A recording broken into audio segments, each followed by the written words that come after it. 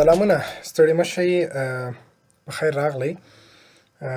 ډېر خوشحاله یم چې یو ځل بیا هم د یو نوي بل پروګرام د ثبتولو لپاره ستاسو حضور ته راځم او دا ځل یې تاسو ته د مایکروسافټ پاورپاینټ پروګرام غواړم هغه د درسونو لړۍ وړاندې کړم او پر یوټیوب چینل یې خپرې کړم. نو دا هم د زیاتو محصلینو د زیاتو دوستانو په غوښتنې سره، ځکه دوی زیاته غوښتنه دا درلوده چې د پاورپاینټ په اړه باید زه یو څو ویډیوګانې جوړې کړم، ځکه اکثریت محصلین په پوهنتونو کې دوی ته کله چې کورنۍ دنده ورکول کېږي یا دوی کورنۍ دنده باید په پاورپاینټ کې چمتو کړي، او همدارنګه هغه کارمندان چې دوی زیات سر و کار له ټریننګ سره وي، او یا هم هغه استادان چې په پوهنتونو یا هم نورو تعلیمي مرکزونو کې تدریس کوي، مختلف موضوعات تدریسوي، نو د هغوی په غوښتنه، ځکه د پاورپاینټ د همدغو کسانو لپاره دی او دوی کولی شي خپل دغه د ټریننګ او د تدریس او ټیچینګ موضوعات په ډېر لنډ خلاص ډول په پاورپاینټ کې جوړ کړي او پریزنټ یې کړي. نو ما هم دا ښه وګڼله چې د ورډ نه وروسته زه تاسو ته پاورپاینټ موضوع باندې بحث وکړم، که څه هم هغه ترتیب چې دی ورډ نه وروسته مونږ اکسل لرو، خو نو دا ځل د زیاتو دوستانو په غوښتنه سره زه غواړم د پاورپاینټ پروګرام ویډیو تاسو ته ثبت کړم. نو که چیرې زموږ د یوټیوب چینل برخه نه یاست، زموږ یوټیوب چینل سره یو ځای شئ، جوین یې کړئ، سبسکرایب یې کړئ. ستاسو هر ملاتړ زموږ د بریا سبب ګرځي او ستاسو ملاتړ موږ ته انرژي راکوي. انشاءالله په همداسې به دې لړۍ ته دوام ورکوو، په همدې شکل به مخ ته ځو. ستاسو نه بله هیله همدا کېږي چې دغه موضوعات چې موږ په خپل یوټیوب چینل خپروو تاسو له نورو ملګرو، دوستانو او کارمندانو سره شریک کړئ، ترڅو هغوی هم ترې ګټه واخلي. دا ګورئ ډېر یو فری موضوع ده، تاسو کولی شئ په وړیا ډول د کمپیوټر زده کړه وکړئ. فقط ستاسو هغه انټرنیټ چې فعالوئ او یوټیوب نه دغه ویډیوګانې ګورئ، ستاسو مصرف یوازې همدغه ستاسو انټرنیټ دی. نور په فری په وړیا ډول تاسو دغه زده کړې کولی شئ مخ ته یوسئ. ستاسو نظر، ستاسو کومنټونه ډېر مهم دي. ستاسو هر کومنټ د دې درسونو په لړۍ کې تغییر راوستلی شي، بدلون راوستلی شي. نو انشاءالله موږ ستاسو هر نظر ته په درنه سترګو ګورو، ستاسو هر کومنټ انشاءالله موږ به لولو او مثبت پوینټونه به یې عملي کوو، تطبیقوو. او زموږ چینل هم در سره سبسکرایب کړئ، سبسکرایب له هیره ونه باسئ، شیر یې کړئ، لایک یې کړئ. انشاءالله چې تاسو زموږ له نورو ویډیوګانو، نورو پلانونو نه هم د همدې چینل څخه خبر ترلاسه کړئ. خبرې نه کوم، راځم خپل درس ته او موږ به خپل پاورپاینټ پروګرام شروع کړو. مخکې دې چې پاورپاینټ پروګرام شروع کړم، زه یو خبره پر دې کوم چې ما په تیرو لړیو کې په ورډ پروګرام هم بحث کړی و. د ورډ ویډیوګانې شته، تاسو که چا هغه ویډیوګانې نه وي کتلي نو تاسو ته یو وړاندیز هم دا لرم چې لومړی د ورډ پروګرام مکمل در سره وګورئ. تقریبا تر 40 درسي ویډیوګانې لري، نو هغه به در سره په ترتیب وګورئ. وروسته له هغې تاسو ته به پاورپاینټ ډېر ساده او ډېر اسانه تمام شي. نو پر دې خاطر تاسو باید هغه د ورډ ویډیوګانې در سره وګورئ، ځکه چې هغه اپشن چې اوس په پاورپاینټ کې موږ ورسره مخ کېږو، د هغو اکثریت تقریبا تر 80% اپشنونه په ورډ کې تکرار شوي دي او په ورډ کې ویل شوي دي. زه بیا هم کوښښ کوم چې په دې برنامه یا په دې پروګرام کې، مایکروسافټ پاورپاینټ پروګرام کې، هغه اپشن چې تکرار راغلی بیا هم تشریح کړم، خو بیا هم د دې په خاطر چې تاسو لا ښه پې پوه شئ او تاسو ته ښه تمام شي، نو د ورډ ویډیوګانې در سره وګورئ. انشاءالله په دې لړۍ کې به موږ 2021 آفس پاورپاینټ باندې بحث کوو. د پاورپاینټ د خلاصولو لپاره ډېر اسانه طریقې دي. تاسو راځئ سرچ ته، په سرچ کې ولیکئ پاورپاینټ ولیکئ یا پاور چې هم ولیکئ، تاسو ته پاورپاینټ راخلاصوي. پاورپاینټ پیدا کوي، البته اول اپشن دی، کلیک پې وکئ، پاورپاینټ راخلاصیږي. دا ډېره ساده او اسانه طریقه ده.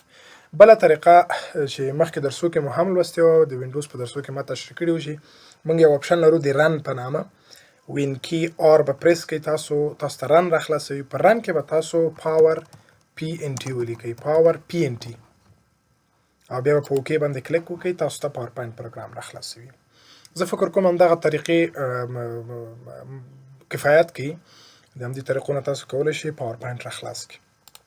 راځو د پاور پاینټ پروګرام صفحې ته داخلیږو. یو څو موضوعات غواړم همدلته درته تشریح کړم. موږ وایو پاور پاینټ پروګرام وایو. پاور پاینټ پروګرام د پاور پاینټ پروګرام تعریف داسې مشخص تعریف زه هیڅ پروګرام ته مشخص تعریف نه ورکوم، فقط په دې بحث کوم چې دغه پاور پاینټ پروګرام په کومو برخو کې کارول کیږي. پاور پاینټ پروګرام د پریزنټیشن د جوړولو لپاره کارول کیږي. د پریزنټیشن د جوړولو لپاره کارول کیږي. چې دغه پریزنټیشن څه شی دی؟ پریزنټیشن خو دلته چې کله موږ تعریف ورکوو دا د کلیکشن اف داسې یو تعریف ورکړو چې د کلیکشن اف سلایډز، د سلایډونو مجموعې ته موږ پریزنټیشن وایو. اوس بیا سوال دلته را پیدا کیږي چې سلایډ څه شی دی؟ سلایډ چې دی د پاور پاینټ یوې صفحې ته موږ سلایډ ویلی شو. په ورډ کې موږ صفحې ته پیج ویلی، اما په پاور پاینټ کې موږ بیا ورته پیج نه وایو، موږ ورته سلایډ وایو. لکه اوس فعلا چې زه دلته یو سلایډ لرم نو دا یو سلایډ شو. که زه یو څو سلایډونه جوړ کړم په یو موضوع باندې بحث وکړم دې ته وایي پریزنټیشن. خلاصه چې پاور پاینټ د سیمینارونو د وړاندې کولو لپاره کار کیږي. یعنی تاسو کولی شئ د پاور پاینټ په واسطه سیمینارونه وړاندې کړئ او د ښوونکو لپاره، حتی د پوهنتون د ښوونکو لپاره. اکثریت تاسو به دا اوس هم چې ویډیو ګورئ یا به د یو پوهنتون کې محصل یا تاسو ته چې کله استاد لیکچر درکوي همدغه پاور پاینټ پروګرام په واسطه تاسو ته هغه لیکچر وړاندې کوي. یعنې په پاور پاینټ کې موږ کولی شو ډېره یو مغلقه موضوع، ډېره یو لوی کتاب، هغه کتاب چې په سوونو په 200-300 صفحې کتاب دی، تاسو ته د یو څو لنډو پاور پاینټ سلایډونو په ذریعه خلاصه کیږي او تاسو ته تدریس درکول کیږي. دا موضوع د سلایډ شوه. او بل موږ لکه تیرو پروګرامو کې د هر پروګرام ایکستنشن موږ ذکر کوو. د دې پروګرام ایکستنشن چې دی هغه PPTX دی، پاور پاینټ ټیکسټ معنا ورکوي. یعنی کوم ځای کې که چیرې تاسو داسې یو پروګرام وینئ چې په آخره کې PPTX لیکل شوي، دا معنا چې دا په پاور پاینټ پورې اړوند دی. درس مو هم څه شروع کیږي، د فایل له ټبه شروع کیږي. په فایل کې لومړی اپشن نیو دی. کله چې تاسو پاور پاینټ کې مثلا لیکنه کوئ یا دا پاور پاینټ مو پای ته رسیږي، غواړئ چې یو بل پاور پاینټ شروع کړئ، تاسو به راځئ فایل ته، په نیو باندې کلیک کوئ.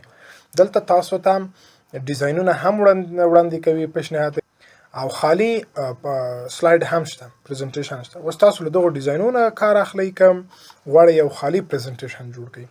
نو دو سټایلونه دي په 2021 کې. دا سټایلونه حتی که تاسو انټرنیټ ولرئ، انټرنیټ ته لاسرسی لرئ، کولی شئ په سرچ فار آنلاین ټمپلیټس په دې برخه کې هم د خپلې موضوع اړوند یو پریزنټیشن سرچ کړئ. زه یو ډیزاین انتخابوم د اوس لپاره، کلیک پې کوم.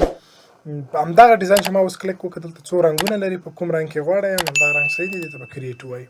تاسو ته دغه نوی پریزنټیشن راخلاصي، یعنې په حقیقت کې بل پاور پاینټ راخلاصوي. دا زما اول پاور پاینټ هغه د پریزنټیشن دی، دا دوهم پریزنټیشن دی. د نیو په واسطه تاسو یو نوی پریزنټیشن، نوی پاور پاینټ راخلاصوئ. اوپن په واسطه کولی شئ تاسو هغه تیر ثبت شوي پاور پاینټ سلایډونه چې تیره کې مو جوړ کړي دي، پخوا مو جوړ کړي دي، اوس غواړئ چې راخلاص کړئ، د اوپن نه یې راخلاصوئ. مثال په ډول دلته زه پاور پاینټونه لرم، په یو باندې کلیک کوم نو ماته هماغه پاور پاینټونه راخلاصوي. صحیح دی؟ دا هغه پاور پاینټونه دي چې جوړ شوي دي، ثبت شوي دي، زه غواړم اوس راخلاص کړم. ورځم بیا فایل ته کوم بل پاور پاینټ راخلاصوي، اوپن ته ورځئ. کوم ځای کې دی مثلا تاسو به هغه ادرس ورته مشخص کړئ، براوز ته ورځئ. دلته به تاسو ورته مشخص کوم ځای کې چې پاور پاینټ لرئ هغه به انتخاب کړئ. مثلا دلته زه د اډوانس ګرامر په نامه یو پاور پاینټ سلایډ لرم، دا غواړم راخلاص کړم، پریزنټیشن، اوپن ورته وایي. موږ ته مشخص هماغه پاور پاینټ راخلاصوي. بله موضوع ده انفو ده. په انفو کې موږ یو څه اپشنونه لرو. دا اپشنونه ما په ورډ کې ښه په تفصیل سره تشریح کړي دي په هماغه لومړیو درسو کې. که چیرې بیا هم ضرورت شو نو تاسو ورډ پروګرام هغه ویډیوګانو ته سر ورښکاره کړئ او د اپشنو باندې ځان پوه کړئ. بیا هم زه یو هغه مهمې دلته وایم، هغه حتی مهم چې نه دي هغه ما په ورډ کې تشریح کړي دي، نو هغه به تاسو انشاءالله چې د دو ځواب هلته پیدا کړئ. لومړی اپشن یې always open read only دی. په دې اپشن که چیرې تاسو دا اپشن فعاله کړئ نو مثال دغه اوس ما کوم پاور پاینټ چې راخلاص کړی دی، زه راځم انفو ته او دا اپشن فعاله کوم اوپن ریډ only. کله چې زه تغییرات راولم په پاور پوینټ کې دا اوس ګورئ زه په کیبورډ هر څه لیکنه کوم نه لیکل کېږي. ولې؟ ځکه دا پاور پوینټ چینج شوی دی ریډ اونلي ته. موږ هلته ریډ اونلي انتخاب کړی دی. هیڅ ډول تغییرات نه راځي. خو که چیرې تاسو په دې پورتني اپشن ایډیټ اني وی باندې کلیک وکړئ بیا تاسو ته اجازه درکوي تر څو په دې خپل پاور پوینټ کې تغییرات راولئ. نو دا اپشن و دی ریډ اونلي چې تاسو ته فایل فقط د لوستلو لپاره کې یعنی ایډیټ پکې نشئ کولی. انکریپټډ پاسورډ که غواړئ چې دغه پاور پوینټ سلایډ ته مو پاسورډ ورکړئ څوک یې بغیر له پاسورډ راخلاص نه کړي دلته به تاسو ورته پاسورډ لیکئ 2 ځلې به پاسورډ لیکئ فایل مو کلوز کړئ سیو یې هم کړئ. کله چې دویم ځل لپاره تاسو دا پاور پوینټ راخلاصوئ نو تاسو نه به پاسورډ غواړي. زه راځم دا پاور پوینټ راخلاصوم. کله چې پاور پوینټ راخلاصوم نو د راخلاصولو په حال کې دلته ما نه پاسورډ غواړي او تاسو باید پاسورډ یاد وي. پاسورډ ورکوو موږ کولی شو خپل پاور پوینټ ته لاسرسی پیدا کړو. خو که چیرې تاسو پاسورډ یاد نه وي بیا تاسو نشئ کولی خپل پاور پوینټ ته لاسرسی پیدا کړئ او د هغه له محتویاتو نه ګټه واخلئ. فعلا دا ریډ اونلي دی. زه به له ریډ اونلي حالت نه وباسم را به شو فایل ته انفو او دا لومړی اپشن به هم غیر فعاله کړم. پاسورډ یې که غواړئ چې بیرته پاک کړئ یعنې پاسورډ ونه لري همدې اپشن ته بیا راځئ. دلته چې کوم پاسورډ موږ لیکلی دا پاکوو او وروسته اوکې ورته وایو. فایل مو کنټرول ایس یا ثبت یې کوئ چې دغه پاسورډ مو ترې لرې که دا ثبت کړي له ځان سره. اوس زه کله چې بیا پاور پوینټ راخلاصوم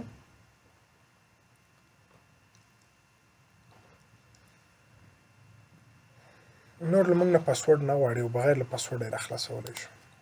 راځمه بله موضوع دی سیف. دا سیف یو فایل په یو نوم او په یو ځای کې ثبتوي. زه یو خالي پریزنټیشن راخلم دې کې مې یو موضوع ولیکله مثال د کمپیوټر په اړه ما بحث وکړ یا مثلا د پاور پوینټ په اړه. اوس غواړم دا ثبت کړم. څنګه یې ثبتوو؟ راځو فایل ته په سیف باندې کلیک کوو. کولی شئ ورته هماغه ځای تعیین کړئ کوم ځای کې غواړئ ثبت کړئ. زه غواړم ډیسکټاپ پر مخ یې ثبت کړم او دې ځای کې نوم ورکړئ په کوم نامه یې غواړئ ثبت کړئ. د کمپیوټر په نامه یې ثبت کړم. دا پاور پوینټ د کمپیوټر په نامه ما د صفحې پر مخ ثبت کړ. اوس چې هر ځل زه په دې کې تغییرات راوړم یعنی په هر ځل د کې متن اضافه کوم که زه راشم فایل ته دا سیف کم نور ما نه د نوم او د ځای پوښتنه نه کوي ځکه نوم یې هم مشخص شو او ځای هم مشخص دی. فقط دا نوي تغییرات پکې ثبت شو. خو که یو څوک وغواړي چې دغه پاور پوینټ په یو بل نوم ثبت کړي په یو بل ځای کې ثبت کړي بیا موږ ورته اپشن لرو د سیوز په نامه. سیوز څه کوي؟ سیوز یو فایل مو په څو نومو په څو موقعیتو په څو ځایو کې ثبت کړي. کلیک پې وکړئ. تیر ځل مې په ډیسکټاپ کې ثبت کړ دا ځل غواړم زه مثلا ډاکومنټ کې ثبت کړم. تیر ځل د کمپیوټر په نامه و دا ځل مثال زه غواړم د پاور پوینټ په اړه ثبت کړم. د پاور پوینټ په اړه صحیح شو. دې ته به وایي سیف. دا دویم ځل شو. دریم ځل غواړم بیا هم په یو بل نوم په یو بل ځای کې ثبت کړم. د احتیاط په خاطر یو بل موقعیت کې هم ثبتوم کېدای شي د ډیسکټاپ له مخې ډیلیټ شي رانه. نو سیوز ته ورځم. دا ځل مثال غواړم چې براوز کې دا په پکچر کوم فولډر چې لرم دې کې ثبت کړم. د همدې پاور پوینټ په نامه یې ثبتوم. دې ته وایم سیف. یعنې د سیوز په واسطه موږ وکولی شول د خپل فایل په څو نومو په څو موقعیتو ثبت کړو. نو دا و د نن ورځې درس. تر بیا الله مو مل شي.